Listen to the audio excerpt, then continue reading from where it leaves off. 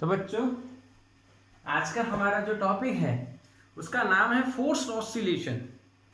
Last lecture में हमने क्या देखा था? डैम्प्ड ऑसिलेशन और नेचुरल ऑसिलेशन। ये भी मैंने आपको बताया था, यस और no? Damped and natural oscillation. आज हम क्या देखने वाले हैं?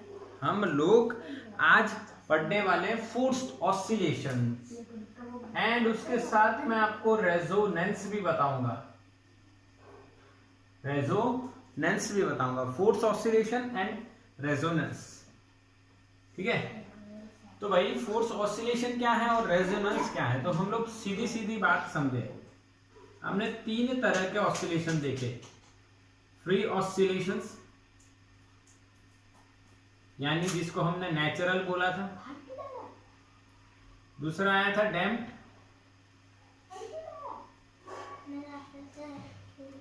फ्री ऑसिलेशन में एक बार हमने स्प्रिंग ले लिया या जो पेंडुलम ले लिया, उसको एक बार ऐसे ऑसिलेट करवाना स्टार्ट कर दिया उसके मीन पोजीशन में, रेस्ट पोजीशन से, तो धीरे धीरे धीरे धीरे धीरे अपना मोशन चालू ही रखेगा ओमेगा से।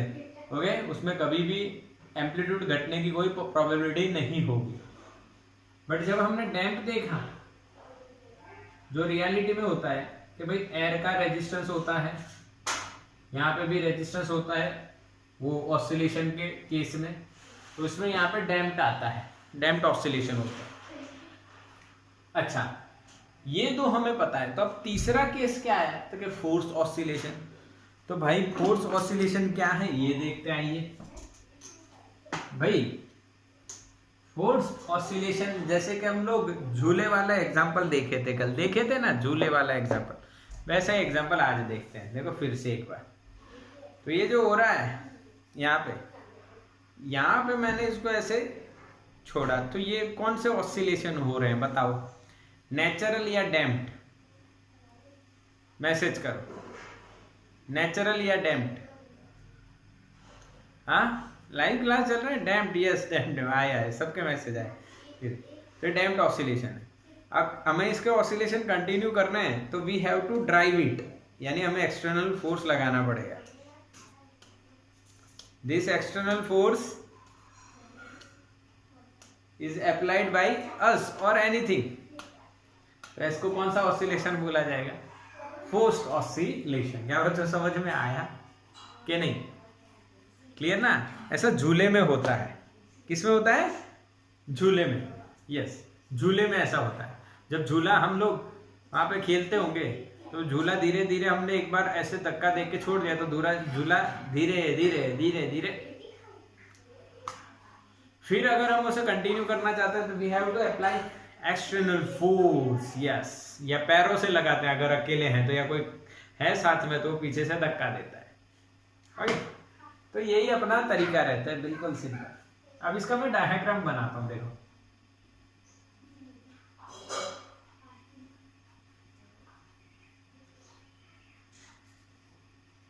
M mass, air resistance is there. Okay, ये नीचे चल रहा है, मान लो ये एक्सेलरेशन से स्प्रिंग का कांस्टेंट K है। स्प्रिंग फोर्स क्या लगेगा? Fs equal to minus kx, और drag due to air Fd is equal to minus dv, जो हमने डैम्प्ड में देखा था। और अब हमें इसका जो एक्सेलरेशन कंटिन्यू रखना है, या इसका मोशन इस डायरेक्शन में कंटिन्यू रखना है, तो we have to apply external force. और उसमें मैंने एफ ऑफ टी लिखा है। अब ध्यान से समझना, ये एफ ऑफ टी, देखो ये आप चैप्टर 6 में पढ़ चुके थे, ये हमने लास्ट लेक्चर में देखा था, ये आज देख रहे हैं। इसका मतलब क्या है? To continue oscillations we have to apply external periodic force. अरे वाह सर, ये कुछ नया नाम सुना है आपने, पहली बार सुना है। पीरियोडिक फंक्शन इसमें आपने बताया, अभी पहली बार आप पीरियोडिक फोर्स बता रहे हो। अभी पीरियोडिक फोर्स क्या है?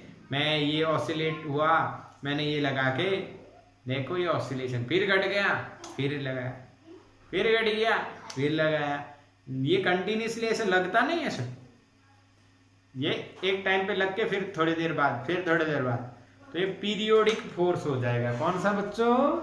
Periodic force. और ये लिखेंगे हम लोग F of T is equal to F naught sine omega T, और यहां पे डी लिखता हूं। अब आप सोचोगे सर ये डी कहां से आया? ओमेगा डी का मतलब क्या है भाई? ड्रिवन और ड्राइवन फ्रीक्वेंसी, जिसको ड्राइव कर रही है, किसको? ऑसिलेशन को। ऐसे हुआ, धीरे धीरे बंद, फिर लगाया, फिर, यानी शुरुआत में ये ऑसिलेट करता है अपनी नेचुरल फ्रीक्वेंसी से, पर धीरे धीरे वो नेचुरल फ्रीक्वेंसी डाई आउट होती है, फिर डैम्प्ड फ्रीक्वेंसी आ जाती है। Then we have to apply external force of driven frequency W D और ओमेगा डी, ओमेगा डी बोलेंगे इसको, ओमेगा डी, जिससे ये फिर से अपना ऑसिलेशन स्टार्ट कर दे। क्लियर है कि नहीं? बोलो, मैसेज करो, समझ में आया? अगर डाउट है तो मैसेज करो जल्दी बच्चों, डाउट है तो मैसेज करो। क्या आपको समझ में आ रहा है?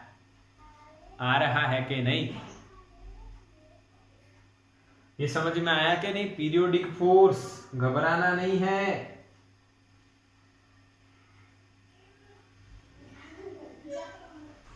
Periodic force, yes, omega D driven frequency, omega D is driven frequency. अच्छा, एंगुलर फ्रीक्वेंसी भी बोल दो, कोई दिक्कत नहीं।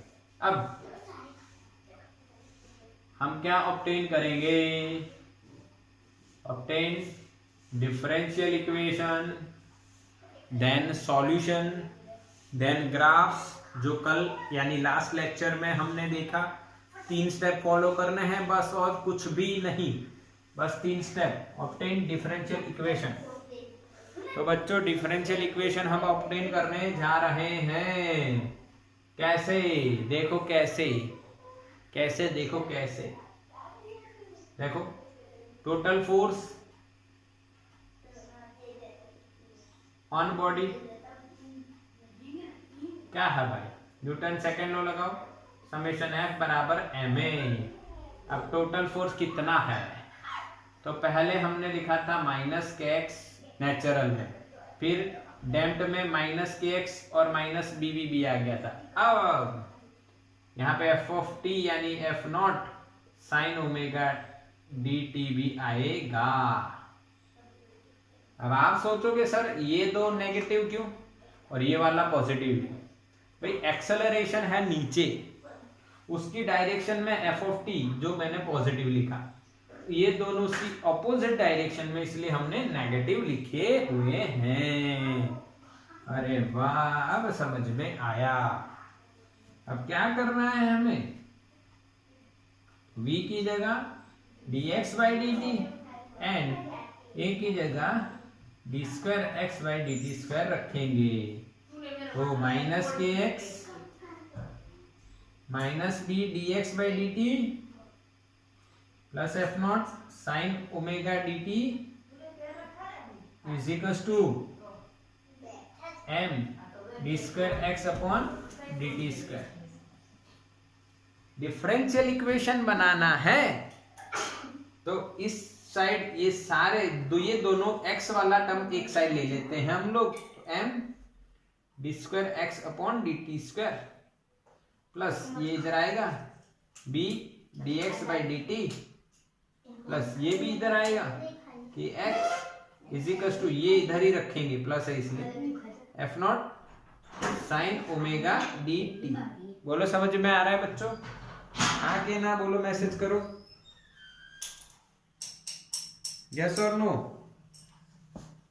हाँ के ना? Yes yes yes. किसी बच्चे का प्राइवेट में मैसेज आया सर साइन की जगह कॉस है। हाँ बच्चे चलेगा, you can use cos also. NCERT में कॉस हो साइन हो कुछ भी, अगर आप इसको कॉस कर दोगे तो क्या फर्क पड़ेगा? बिकॉज साइन एंड कॉस दोनों पीरियोडिक फंक्शन है बच्चों। अगर साइन था तो π/2 प्लस आएगा तो साइन की जगह क्या हो जाएगा, कॉस हो जाएगा। π/2 एंगल चेंज होगा तो कॉस हो जाएगा। साइन या कॉस पीरियोडिक फंक्शन क्या है, पीरियोडिक फंक्शन। यस, अब हम क्या करेंगे, जो पता है वही डिवाइड बाई एम, एम से डिवाइड करो बच्चों। क्यों, क्योंकि जो दो बार डिफरेंशिएशन हुआ है उसको अकेला रखना है, हमें अच्छे से अरेंजमेंट करेंगे। तो D square X upon D T square plus B by M D X by D T plus K by M into X is equal to F naught by M cos omega D T. This is the equation number 1। Equation 1 is a differential equation. बोलो आया obtain करना, आगे ना message करो जल्दी से। आपको समझ में आया कि नहीं ये बताओ, मैसेज करो। क्या किया, कुछ भी नहीं किया सर, इसमें वही रिपीट किया है, सिर्फ F naught by M cos omega D T is the new one. बाकी सारा टर्म जो कल था वो का वही। हाँ यार सर वही बात है। अब देखो ये हम लोग फोर्स्ड ऑसिलेशन लेके आए, अब हमें डैम्प्ड का इक्वेशन लाना है तो फोर्स 0 हो जाएगा ये, तो ये 0 कर दोगे तो डैम्प्ड का इक्वेशन आ गया। अब आपको नेचुरल का लाना है तो उसमें b और f दोनों 0 कर दो तो नेचुरल का आ गया। यानी कि ये अकेला अगर आप याद रखते हो तो सारे इक्वेशन आपको याद आ जाएंगे। ये अकेला सिर्फ ये कैसे याद रखेंगे, बट महेश, कौन महेश, फलाना महेश। बट महेश, कौन महेश, फलाना महेश। बोलो याद रहेगा आके ना, यस और नो, यस और नो। 2 बार डिफरेंशिएशन एक्स का, 1 बार डिफरेंशिएशन एक्स का, 1 भी बार डिफरेंशिएशन नहीं करना है एक्स का। बट महेश, कौन महेश, फलाना महेश। Yes, simple.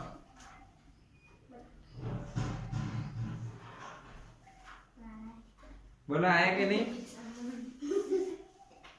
आके ना, यस। चलो ठीक। अब स्टेप 2, इसका हम सॉल्यूशन लेके आते हैं।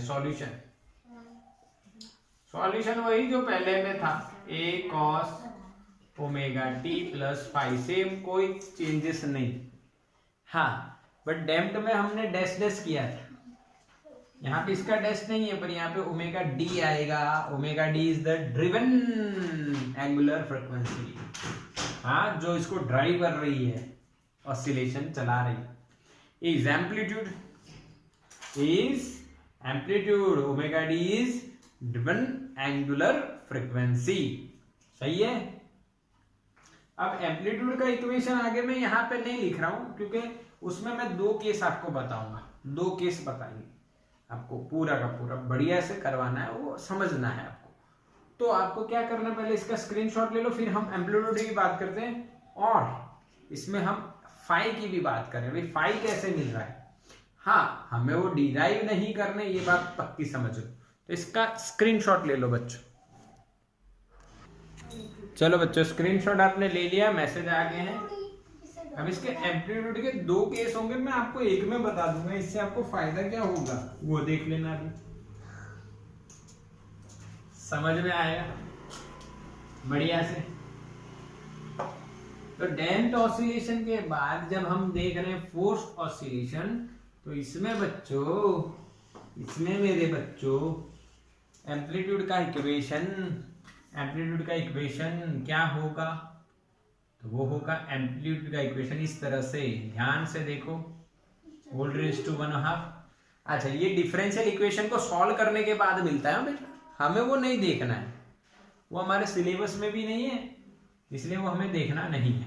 m का square omega square minus omega D का square whole square plus omega D square into B, yes और नो, बी का स्क्वायर, देखो तो सही है ना, बी का स्क्वायर, यस यस यस, सभी का स्क्वायर है, हाँ के ना, देखो एक बार चेक करो एनसीईआरटी में, ये रट्टा लगाना रहता है, ये रट्टा लगाना रहता है, नहीं तो इसको ऑब्टेन करने की प्रोसेस जो है बच्चों, वो डिफरेंशियल इक्वेशन का सॉल्यूशन होता है जो मैथ्स में आता है, और वो हमें करना नहीं है क्योंकि हमारे सिलेबस में नहीं है, इसलिए ये हमें उसका सॉल्यूशन ऐसा मिला एम्पलीट्यूड का, और जो फेस है वो फेस मिलेगा लगभग tan inverse minus V naught upon omega D into X naught. This is the equation of phase, कि फेस ये मिलता है, V naught is the velocity, X naught is the displacement when there is a driven force is applied, omega d is the driven angular frequency, this is the equation, these two are the solutions। किसका solution? तो differential equation जो हमने देखा ना बेटा, D square X upon D T square plus B by M D X by D T. अच्छा, इसको लिखने का तरीका बता देता हूँ किस तरह से याद रखोगे, plus X is equal to, अभी देखो यहाँ पे बट महेश, कौन महेश, फलाना Mahesh, cos omega D T. इस इक्वेशन का हम सॉल्यूशन जब सोचे तो वही सॉल्यूशन जो पहले था, अब इस सॉल्यूशन में हमें ये एम्पलीट्यूड और फेस कितना है, और डिफरेंशियल इक्वेशन का सॉल्यूशन करने की मेथड्स अप्लाई की गई, और फाइनली ये दो सॉल्यूशन हमें मिले। ठीक है, ओके, ठीक है ना, समझ में आ गया, ठीक ठीक। चलो अब क्या बात करना है,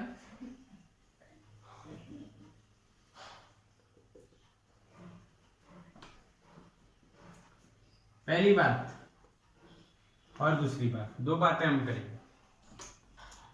कितनी बातें करेंगे हम? दो बातें। पहली बात ये है, omega is far from omega D, omega is the natural frequency और omega D is the driven frequency. जो ऑसिलेशन हो रहे हैं नेचुरल फ्रीक्वेंसी ओमेगा से, वो धीरे धीरे घटते जाते हैं, उनको हम डैम्प्ड ऑसिलेशन बोलते हैं।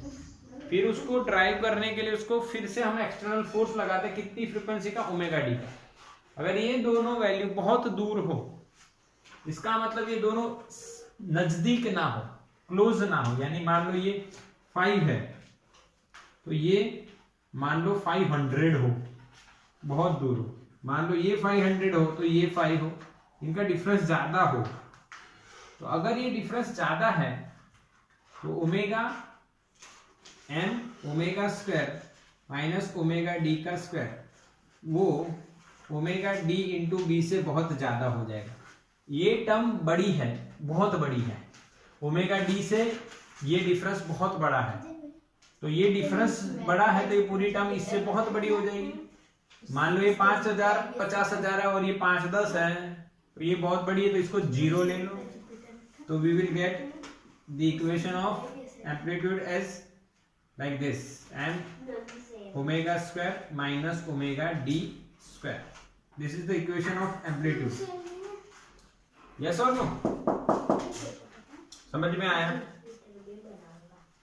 अब omega is close to omega D, दूसरा केस, दोनों की वैल्यू बहुत नजदीक हो, जो ड्राइव करने वाली फ्रीक्वेंसी है और वो ओमेगा जो है नेचुरल फ्रीक्वेंसी ऑफ ऑसिलेशन, ये दोनों नजदीक हो, तो इसका मतलब ये डिफरेंस कम हो जाएगा और ये पूरी टर्म कम हो जाएगी। m omega square minus omega D का square is less than omega D into B. तो ये बड़ी है, ये छोटी है, तो इसको 0 कर दो, तो a इज इक्वल टू क्या मिलेगा, F naught upon omega D into B. देखो ये 0 तो ये स्क्वायर है और यहाँ पे रूट है, तो वो इस तरह से हमने सॉल्व किया, यहाँ पे भी सिमिलरली वही अप्लाई किया, इसका स्क्वायर और इसका स्क्वायर रूट था, ये 0 कर दिया तो ये कट होके ये मिलेगा। क्लियर? हाँ क्या ना? यस और नो? बोलो समझ में आया कि नहीं आया? डन? यस। तो स्क्रीनशॉट लो इसका, स्क्रीनशॉट लो बेटा फटाफट।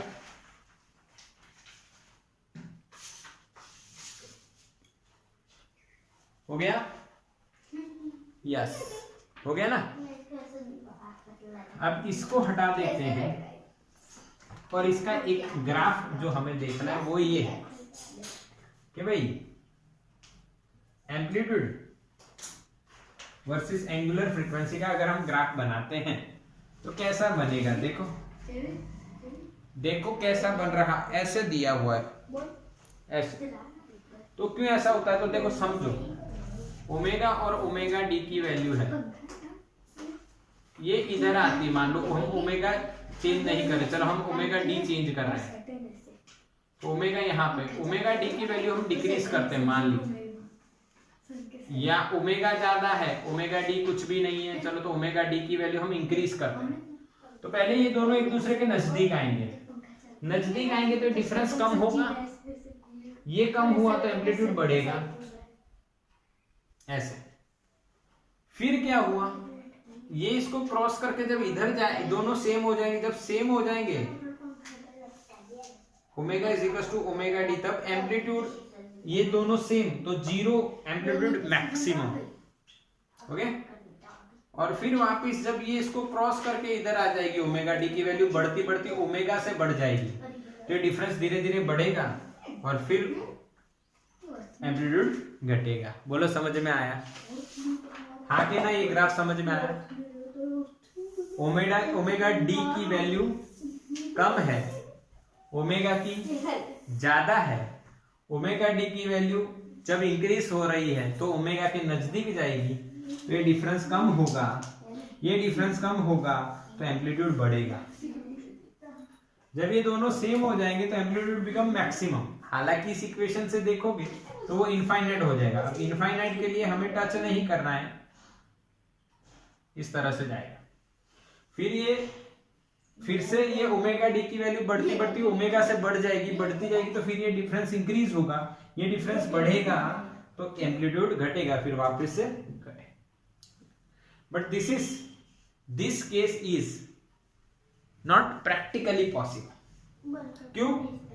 क्योंकि एम्पलीट्यूड इनफाइनाइट तो कैसे हो गया, इनफाइनाइट एम्पलीट्यूड होगा तो ऑसिलेशन ही नहीं होगा, वापस ही नहीं आएगा। प्रैक्टिकली ये इक्वेशन पॉसिबल है। बी कभी जीरो नहीं होगा ना, resistance in on the earth कभी जीरो नहीं होगा, तो बी की कुछ वैल्यू होगी। जैसे बी की वैल्यू बढ़ेगी तो ये जो ग्राफ इनफाइनाइट मिल रहा है वो थोड़ा कम मिलेगा। यहाँ पे बी की वैल्यू क्या है, जीरो है। यहाँ पे बी वन ले लेते हैं, B one is greater than B. फिर और अगर बी बढ़ाएं तो एम्पलीट्यूड और घटेगा, B two is greater than B. समझ रहे हो क्या नहीं? मैसेज करो, समझ गए कि नहीं? हाँ के ना? यस और नो? ये ग्राफ समझे? ओके, तो इसका स्क्रीनशॉट ले लो। तो बच्चों क्लियर ना स्क्रीनशॉट? यानी ये जो ग्राफ बनाया है हमने, ये ग्राफ इससे बनाया है, हाँ इससे बनाया। उसमें ये केस लिया हमने पहला, जिसमें b की वैल्यू ये वाली टर्म जीरो ले ली।